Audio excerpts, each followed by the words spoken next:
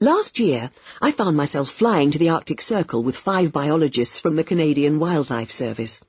As our small plane descended towards a snow-covered runway, I looked out of the window at the frozen ocean below.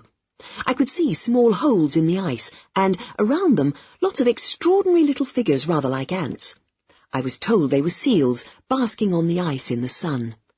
10 minutes after we'd landed, I had my first sighting of a wolf, which my eagle-eyed colleagues pointed out to me, at least 700 metres away, and later on I was lucky enough to see a caribou with its huge antlers at much closer range.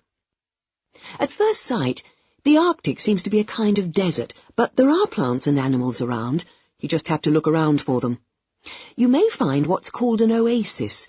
This is a little confined area with access to water, where vegetation can establish itself and provide nutrients for animals. Arctic plants have evolved to cope with this harsh environment, like the yellow Arctic poppy, which only has a tiny tuft of leaves visible, as the bulk of the plant, a network of roots, stays underground. Its leaves remain green all winter, so it can make the most of the short growing season. The diversity of bird species decreases as you travel north, but there are birds which spend the winter here, and others that come back in the spring.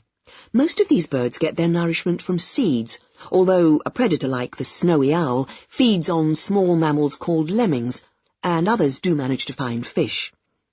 For accommodation, we had tents which looked just like the igloos the local Inuit people build out of ice, with little tunnels at the front, only ours were orange and made of nylon, and our only connection to the outside world was our radio link.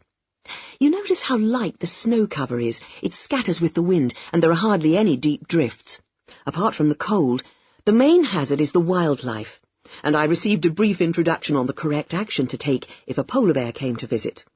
There are other large animals, like the muskox, but they seldom pose a threat. Another thing was that recording the team's descriptions of wildlife, which was my task, was incredibly difficult. The recorder itself was fine, but batteries just don't work in the cold, so I had to hold them inside my thick coat to keep them warm. But on the whole, I found it